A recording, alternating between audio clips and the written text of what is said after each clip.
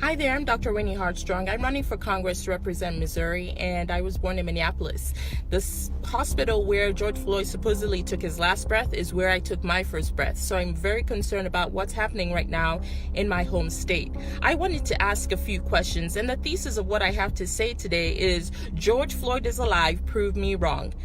There is no way that what we are seeing right now is a natural occurrence. Even in the video, you see behind the officer that the gas prices that are listed, those aren't coronavirus gas prices.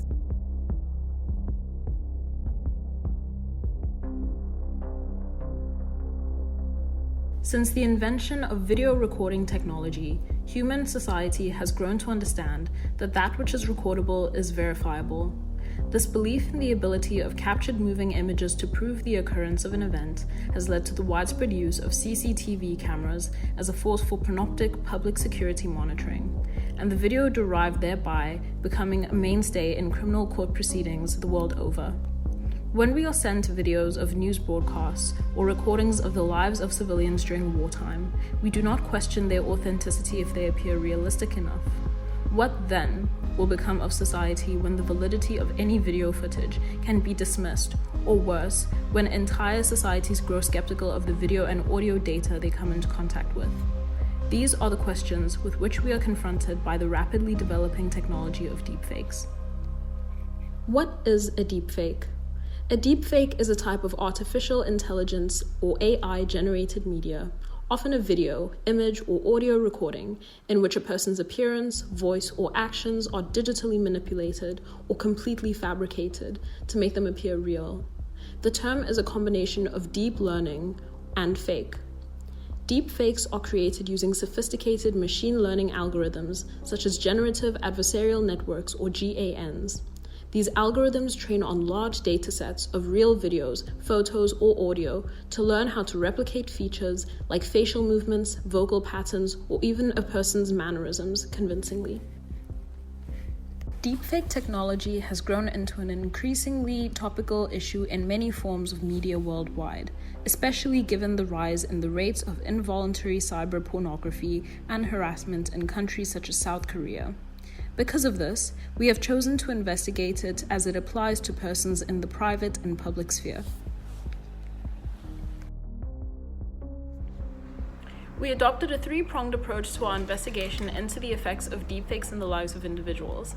First, we conducted interviews with 3 individuals whom we decided fell into one of 2 categories: high exposure and low exposure to deepfake technology. We decided these categories based on what we judged as the level of exposure of these individuals to abuses at the hands of deepfake technology, depending on the availability of their visual and audio data on the internet.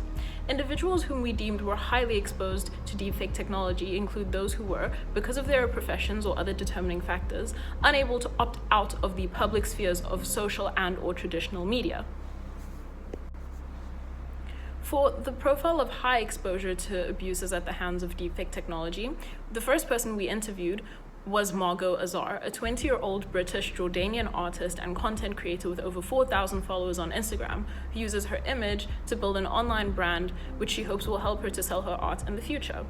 Our second interviewee of this kind was advocate Christopher Lunga, a 63-year-old South African human rights lawyer who is a frequent feature in traditional South African media due to the high profile of the cases he represents.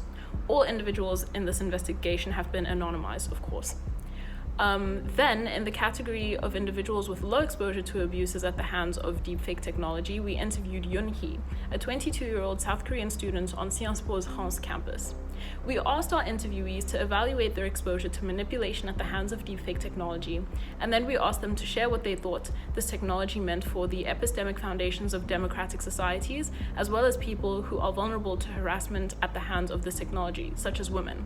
We specifically asked Yoann Guillot about her thoughts on the deepfake porn epidemic in South Korea. This is what she had to say.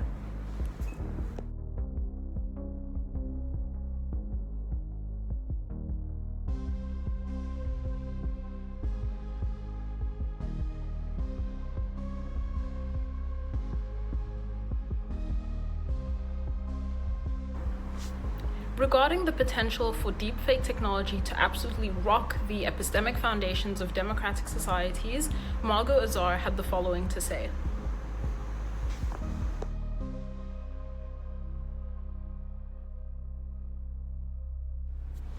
However, Christopher Lunger, a seasoned legal professional, had the following to say.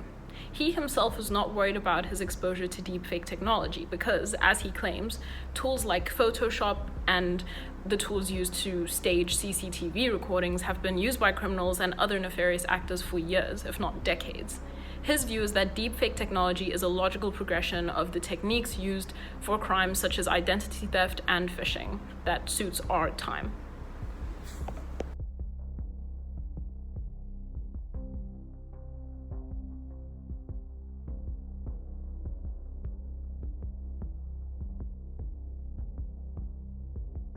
As a part of our research, we conducted a small experiment so that we could measure the influence of deepfakes on individuals and collect also their opinions about deepfakes. As a first step, we wanted to send the audio, which is a fake audio of Elon Musk made by a deepfake, basically talking about South Africa and the racial divide, but in a very dubious manner. In this first step, we sent them the audio without telling them that this was actually fake, and collected their reaction. We could observe that generally these friends were expressing ideas that aligned with the opinion of Elon Musk. And then we told them that this was false, and they were quite shocked, as everyone can expect. And they expressed their concern about this technology, and they did not really know that they could be easily manipulated by such a technology. So what both friends told us, and based on their response, we can talk about two main ideas. So first, we can observe that there is no one was able to identify the falsification of this audio, which underlines that deepfakes indeed have a great power. When one wants to study the case of deepfake manipulation, it is really interesting to have a look at the case of South Korea. Indeed, this country is said to face a frightened porn crisis, implying that many women were subject to a manipulation of their personal picture to create pornographic videos in a name to destroy their reputation or revenge. In the view of these contexts, we wanted to ask for one of our students' insight on this subject, which is a South Korean student at Sciences Po. When doing the interview with our South Korean student, her reaction was quite interesting, because even though she is not really present on Instagram or other social media, she argued that everyone could be a potential victim of such a technology, and she is really aware of the extent of the crisis in South Korea, and to her this is even another way to violate the rights of women, another way to control them. And this should be very concerning because the majority of victims are women. So even though this deepfake technology is concerning in itself, the subject of women and the protection of their rights should be still on the table. So what do all these findings telling us? Based on our interviews on Elon Musk's audio, we can identify multiple common points. Indeed, all sources, being the interviews, the audio, or the discourse analysis, are talking about a general shock of the public towards the deepfake technology, and which might lead us to think of a moral panic. However, we also know that this technology, if manipulated with wrong purposes, can be a real threat to society and democracy. But also, such a technology represents another threat, which is maybe the very explanation of why people are very concerned. Because deepfakes can manipulate our identity online, our digital identity. So we tried to measure the impact of deepfakes on individuals, whether they are experts or very likely to be exposed to these deepfakes because of their exposure on the internet or in the media. So there is a clear exposure and threat to them. But also to individuals who are maybe less concerned or less exposed to such a threat, as we can see with the case of South Korean women. So as a result, we can say that deepfake technology represents a clear threat to democracy and society in that they can manipulate the truth for multiple purposes, and they are even a stronger threat and very concerning to the individual at the individual level because they are threatening the very identity of people. This is in itself a valuation of individuals in what they are, what they think, and their reputation. So I'm going to present about the contemporary events and legislation about the deepfake, and we conclude that the deepfake may be used to spread misinformation, the creation of fake video of legal and political purposes, and the invasion of privacy. It has the potential to exacerbate existing social and political division by creating narrative or spreading propaganda, and in specific cases, Hefei Police in 2021 uncovered a scheme involving deepfake facial video used to register the virtual phone numbers, employing big data tracking to identify suspects and promoting upgrade in dynamic facial recognition technology. And in 2024, a Hong Kong company fell victim to fraud case with deepfake facial and voice technology, impersonation senior executive, resulting in a loss of HKD 200 million.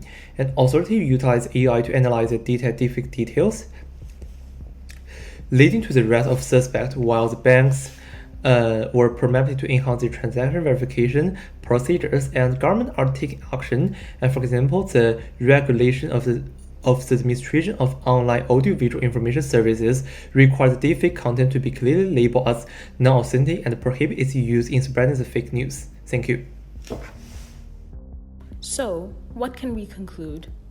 While we concur that deepfakes pose threats to public security and knowledge that are similar to those posed by other cybercrime tools, such as Photoshop and audio editing software, we think that some of the threats it poses apply more specifically to women and other marginalized actors. While deepfake technology can prove damaging to an educated, professional male electoral candidate on a bad day, its ability to enforce and normalize the harassment and humiliation of women and children is particularly worrisome. It is worth noting that both of our young and female interviewees expressed fear at the prospect of rapidly improving deepfake technology, and the only interviewee who expressed indifference was a wealthy and well-respected, high-profile lawyer. We can thus conclude that an intersectional approach to the study of the implications of deepfakes is essential to identifying and protecting the individuals vulnerable to its worst excesses. And so, to answer our initial question, those who should be most afraid of deepfakes are those marginalized on the basis of age and gender.